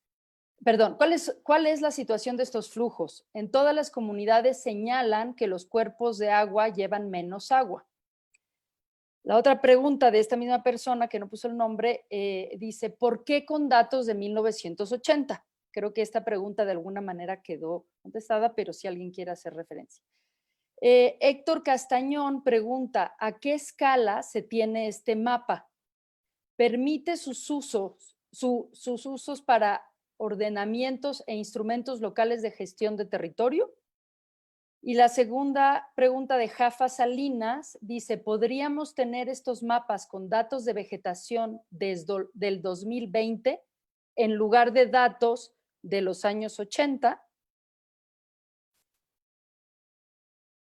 Jorge Ángel pregunta, ¿cuál es la resolución del mapa?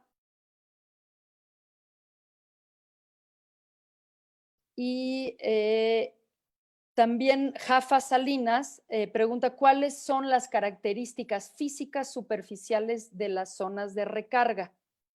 Y un comentario que nos hace Alfredo Bárcenas, ojalá platiquen de la bursatilización del agua. Este último artículo que salió sobre cómo el agua entra a la bolsa en Estados Unidos, en particular en la zona de California, han hecho esto.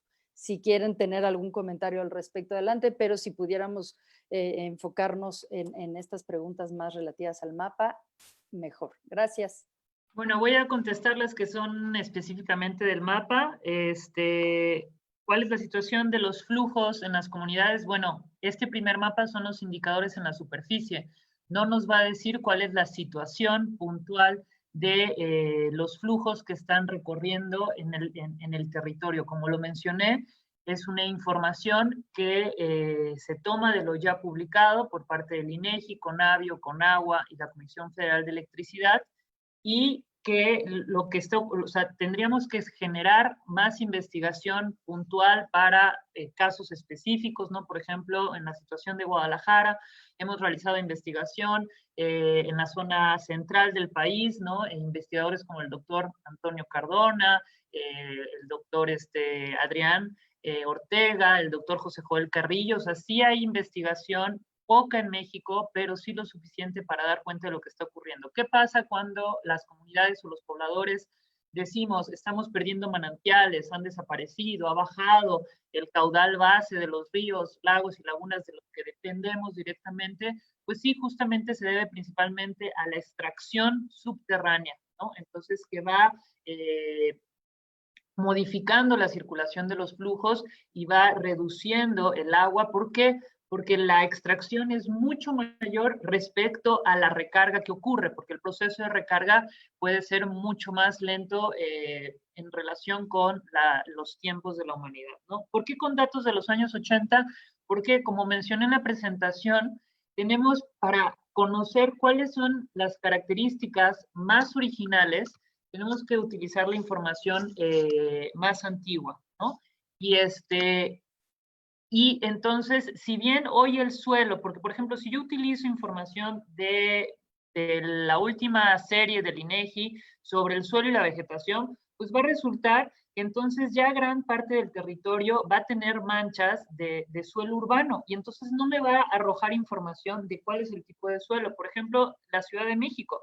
Si yo veo con información de los años 80 el tipo de suelo que hay en la Ciudad de México, aunque ya lo hemos impermeabilizado, son tipos de suelo característicos en algunas partes de zona de descarga y en otras partes de la Ciudad de México son característicos de procesos de recarga del agua. Entonces, por eso se utilizó la serie más antigua que estuviera en formato vectorial y raster y que cubriera todo el país, porque por una cuestión de método, pues no podíamos estar usando series de distintos años para distintas partes del país.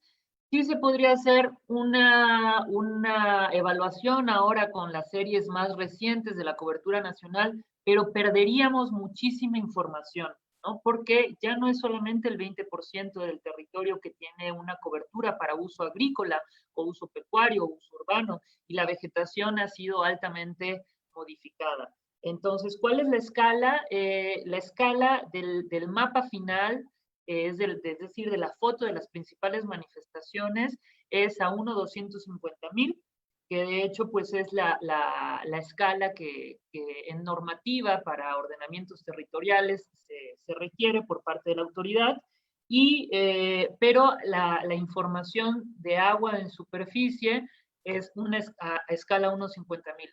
Todos los detalles técnicos los pueden consultar en la publicación del artículo y ahí mismo van a poder acceder a los archivos originales. Creo que la pregunta sobre si esto es una herramienta útil en los elementos de ordenamiento territorial, creo que podría ser una pregunta para la doctora Carmona. Sí, yo quiero complementar un poco la respuesta de Alesia de manera más general. La primera, para mí está claro, muchos de estos cambios se deben al tema del aumento del consumo de agua, eso es sin duda, la manera en que hemos cambiado el suelo, Pero luego me voy adelantando a una pregunta que es la que emana directamente de fondo, y es, a ver, nosotros con esto, desde Semiocéano, lo que hicimos una caracterización para saber cómo el agua en su conjunto llega a la zona marina. Pero nosotros, para empezar, el proyecto cierra en unos meses. Entonces, como tal, nos concentraremos en el tema de las zonas donde tenemos responsabilidad. Entonces, de aquí en adelante, lo que hemos hecho, no solo con esto, sino con mucha información que se ha generado ahí, es ponerla a disposición de toda la gente de manera libre y que no tengan que bascular con nosotros. Lo comentó Alesia, quien vaya al artículo, lo localice, que es muy fácil localizarlo, ahí van a encontrar una liga, pueden bajar todos los mapas, los que se utilizaron, los que se generaron, toda la información es muy amplia. Sin embargo, no es responsabilidad de Semiocéano esta parte de los flujos subterráneos. Nuestra responsabilidad va por otro lado, pero necesitamos esa información para responder nuestras preguntas. Ya será cuestión, como bien lo comentó, lo comentaron aquí, de quienes deban de ser que son los responsables en esto para darle continuidad. Entonces yo con esto simplemente les digo, hicimos el mejor de los esfuerzos que pudimos hacer. Alesia, junto con toda la gente que la acompañó, pusieron todo el conocimiento, pero alguien tiene que tomar la estafeta. Y desde ahora les digo, no digo yo, Rodolfo Silva, no, pero Semiocéano no la va a tomar. O sea, porque no está, digamos, dentro de nuestros alcances. Muchas gracias, Rodolfo. Creo que, bueno, ahí está la propuesta. Creo que aquí coincidimos en que esta información es muy importante, nos permitirá a todos aquellos que trabajamos en temas, digamos, de agua, pues a seguir trabajando en esta línea, y queda abierta la propuesta a que los responsables, y ahí sí sería responsables institucionales, tal vez Mario puede hablar un poco en relación a los PRONACES y a esta línea que abrieron, ¿no? De investigación sobre los flujos subterráneos. El mapa es de libre acceso, eso me parece que ha sido algo muy acertado. Es importante entender que el derecho humano al agua y saneamiento, por ejemplo, infiere, más bien los derechos humanos tienen los principios de acceso a información, transparencia, rendición de cuentas, y en ese sentido este mapa pues lo hace real, pone la información en datos abiertos para la ciudadanía. Y eso es algo que verdaderamente se agradece desde la ciudadanía al CEMIE. ¿Alguien quiere tomar la palabra? María González, adelante.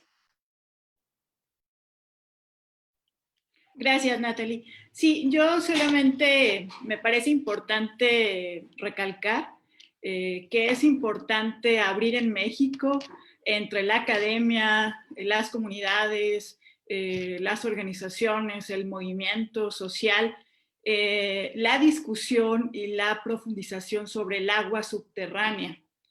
A nosotros nos parece que esta herramienta, que este mapa, o sea, coloca en el centro realmente en donde se dan las desigualdades en el acceso y en la distribución del agua y todos los conflictos sociales y su inequidad.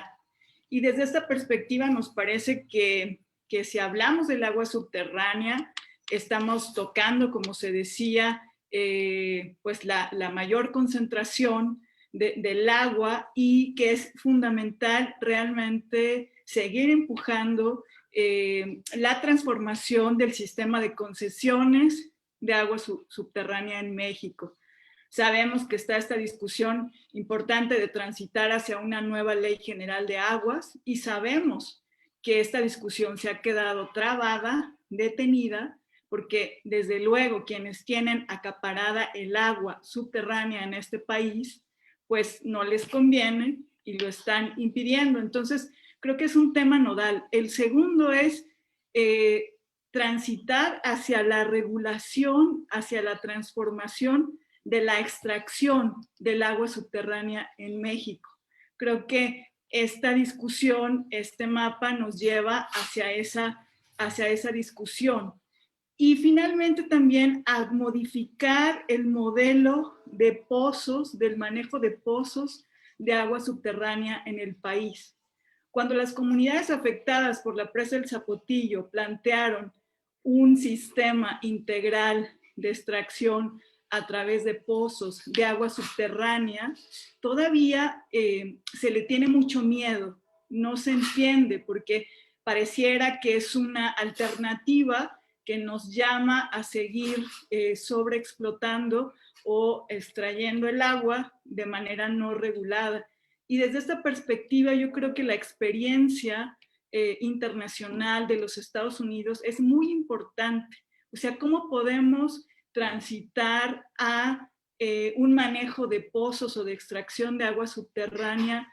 Primero, digitalizada, es decir, que las comunidades y toda la sociedad tengamos en tiempo real la cantidad y la calidad del agua, y que sea absolutamente transparente, ¿no? No todo el descontrol que tenemos en México. Entonces, creo que toca temas nodales y que ahí están los intereses de quienes deciden en este país sobre nuestra agua, de quienes la controlan, de quienes la contaminan y de quienes la acaparan. Entonces, yo creo que no podemos perder de vista esto, porque esto es lo que hace que en el país existan tantos conflictos socioambientales por el agua, y esto también nos lleva a estos conceptos de la supuesta escasez, que en realidad pues es todo un tema de desigualdad en su acceso y en su distribución. Muchísimas gracias, María.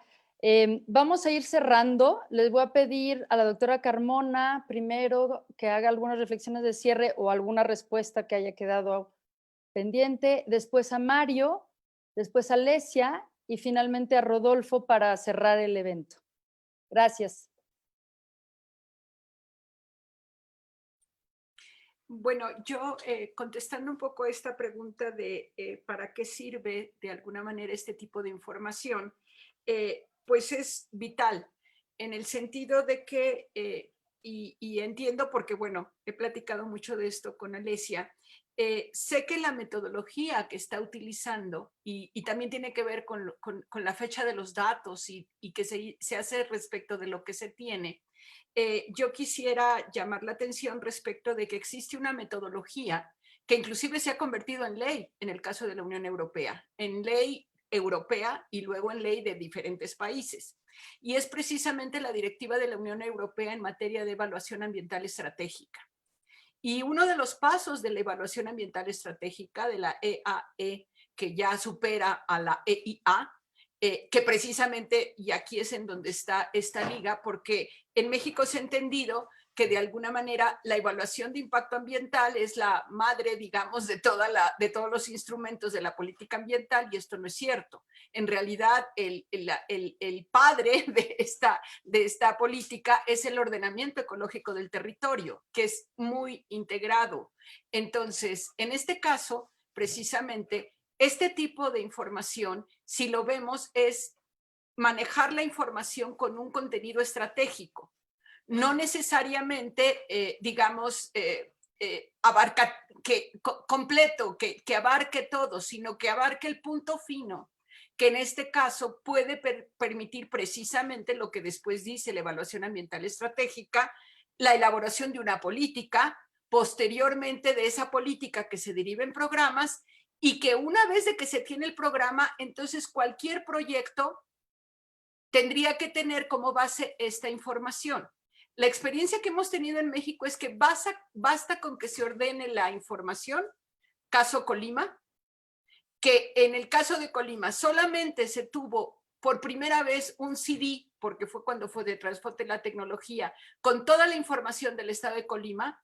esto fue manejado y todas las decisiones que se tomaban en ese momento se tomaban con base en ese CD, porque no la teníamos en una sola situación. Después ya se hizo el ordenamiento ecológico y todo, pero aquí lo que demuestra es que estratégicamente tener esta visión, digamos, sintética, conceptual y en estos mapas, creo que son muy útiles, sobre todo para la evaluación ambiental estratégica, que no se trata de, digamos, no se trata de abarcar el todo, sino precisamente de instrumentar la información que se tiene, porque ese es el principio de la información. No genera, en un estudio de evaluación ambiental estratégica no se genera información, porque ese es parte de otro tipo de estudios, análisis y métodos a aplicar.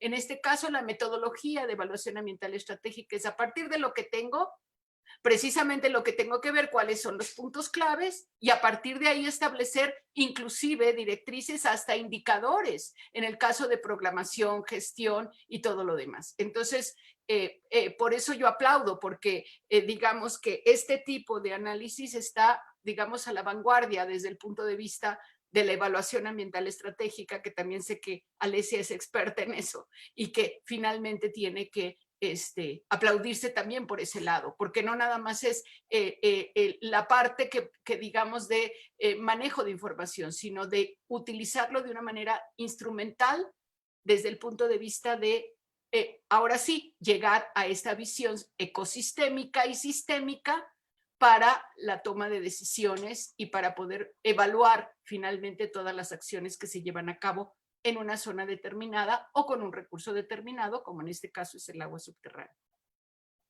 Y muchas gracias por la invitación. Gracias. Adelante, Mario. Sí, gracias. Rápidamente un comentario breve sobre el asunto de la introducción del agua en parte de los mercados de valores, ¿no? Para mí es la culminación de un proceso o un punto de llegada muy importante, porque significa que no solamente la estructura económica está ya dispuesta y preparada para la privatización masiva, sino que hay marcos legales suficientes para hacer esas transacciones. Es decir, el neoliberalismo y la privatización no son solamente sistemas económicos, son sistemas legales bien estructurados e institucionales. O sea, el que pueda llegar el asunto hasta la bolsa de valores significa que la estructura está instalada, ¿no? Entonces hay que revisarlo, hay que revisar porque si hubieran leyes, digamos, que incorporaran la integración de la gestión del agua, la visión integrada del ciclo, creo que no tendríamos estas como manifestaciones. Lo puedo dejar ahí, digo, muy brevemente. Sí, Natalie me comentaba que pudiera comentarles rápidamente lo que estamos haciendo en el PRONACES Agua de CONACYT respecto a la reflexión científica del agua subterránea basada en estos sistemas de flujo gravitacionales. Hemos abierto un seminario que hoy concluye, precisamente estamos a la misma hora con ellos, que se llama Estándares y Criterios Científicos para el Conocimiento y Gestión del Agua Subterránea en México. Este seminario que hoy concluye vamos a tener sus sesiones, digamos, en YouTube de manera permanente. Cuando ya los tengamos, con gusto se los paso a Natalie y a Alesia y a María para que los puedan distribuir y que quien quiera verlos. Hemos tenido sesiones muy interesantes. Queremos hacer el diálogo científico precisamente para que los criterios y los estándares de generación de conocimiento estén fundamentados en los sistemas de flujo gravitacionales, ¿no? Entonces hay un esfuerzo de CONACYT y del PRONACES Agua porque haya un diálogo científico serio y la fundamentación de criterios científicos basados en los sistemas de flujo, ¿no? Entonces, básicamente, pues este seminario es un esfuerzo que estamos incorporando como parte de las actividades del PRONACES Agua y que les haremos llegar las ligas para que puedan consultarlos, ¿no? Y pues agradezco mucho la invitación y me da mucho gusto verlas y verlos a todos y todas, aquí que los que estamos en la sala y quienes están viéndonos por los otros medios, pues muchas gracias. Adelante, Alesia. Bueno, yo como parte del CEMIE, ¿no? Tomando los comentarios que hizo el doctor Rodolfo, herramienta es solo para visibilizar los flujos subterráneos, ¿no? Pero hay flujos atmosféricos, hay flujos oceánicos y los superficiales, ¿no? De materia y energía en general, ¿no? Pero ahorita lo abordamos desde el sistema planetario.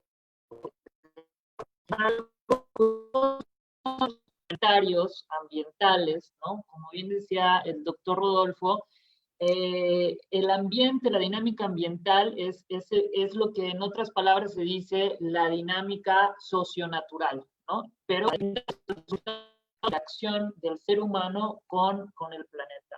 Entonces, este mapa es esa herramienta. A partir de los datos que tenemos al INEGI, tenemos a Conavio, y a partir de esos datos aplicamos un conocimiento moderno y generamos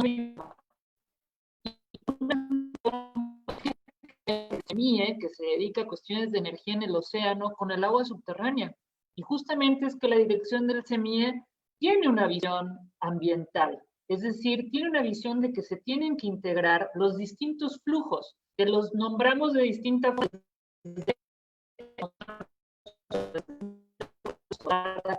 Perdón, Alesia, perdón. Te estás cortando, tal vez no muevas tanto las manos, yo sé que es difícil, pero tal vez eso nos ayude con la transmisión, disculpa. Es esto, ¿no? Porque además, normalmente, como decía Rodolfo y lo comentaba también María, o sea, vemos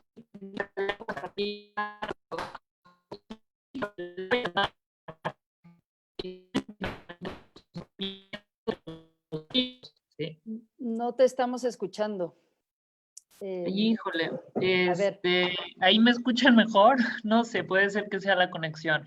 Bueno, lo que quiero decir es que esta herramienta no es solamente para visibilizar lo que ocurre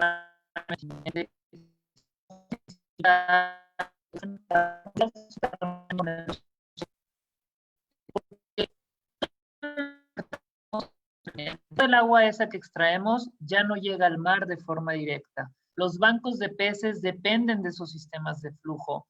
En el mar hay de dulce que están mapeados desde antes del Imperio Romano, ¿sí? Y que de eso dependen los flujos energéticos y entonces, porque esta es una herramienta justamente para visibilizar, ¿sí? Esa conexión, esa unicidad de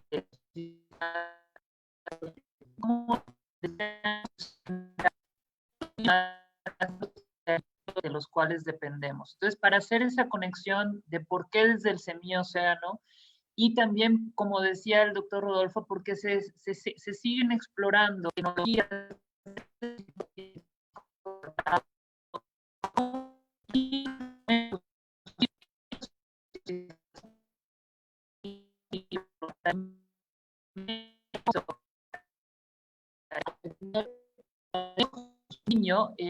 grandes porciones de costa, ¿no? De ecosistemas costeros del planeta.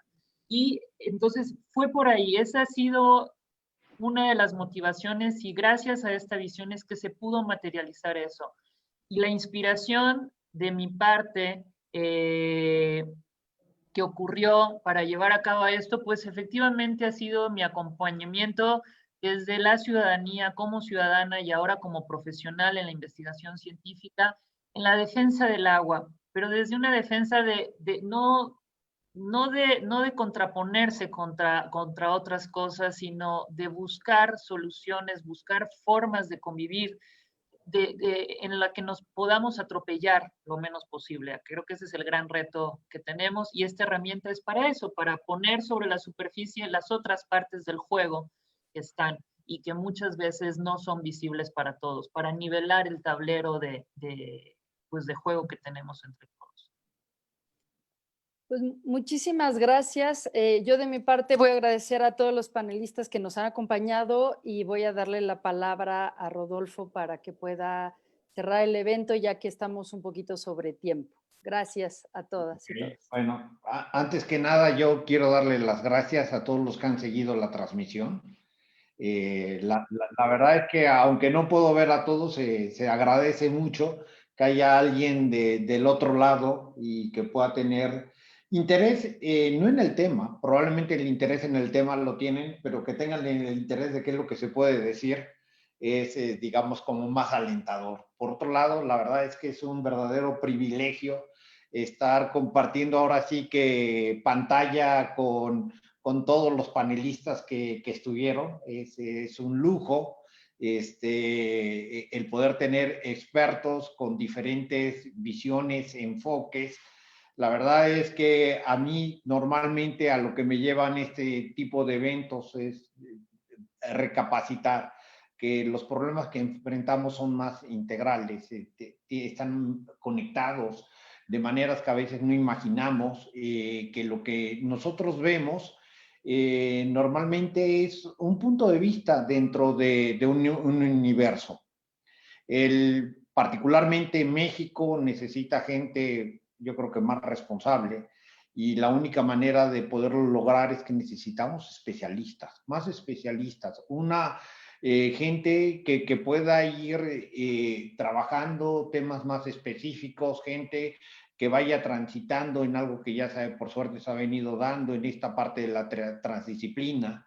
Y creo que, por otro lado, los que ya no somos tan jóvenes y que algún día lo fuimos, necesitamos hacer una recapacitación para ser un poco más humildes, en el sentido de formar gente que no llegue a la situación que, digamos, que tenemos de país o de planeta, con el conocimiento. Tenemos que apoyarles a la gente joven, a gente como María, como Alesia, como gente que va empujando por ahí y que todavía le queda mucho más tiempo que a nosotros. Necesitamos mucho más gente.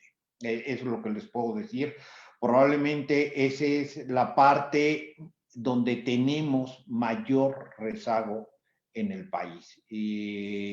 No sé quién puede estar o no de acuerdo, a lo mejor está Carmen, que es abogada de hacer leyes, y a lo mejor Mario va a decir, oye, son técnicas o son datos, y Alesia va a decir metodologías, sí podríamos decir, pero yo creo que tenemos que empujar en esa parte para hacerlo. Y simplemente, Natalie, muchas gracias por empujar este evento que sé que no ha sido sencillo, y que has hecho una gran labor y has cargado ahora sí que con una buena losa en estas últimas semanas. Y de nuevo, mil gracias a todos los que han estado del otro lado. Ha sido un placer. Gracias a todos. Y cuídense. Tenemos No se mucho les trabajo. olvide. Esto también es importante. Por supuesto. Sí, aquí está el mío. Gracias a todos los que nos acompañaron y gracias. Buen cierre de año a todos y un abrazo a cada una y cada uno de ustedes y gracias por hacer esta herramienta posible. Gracias. Muchas gracias. Suerte y esperanza.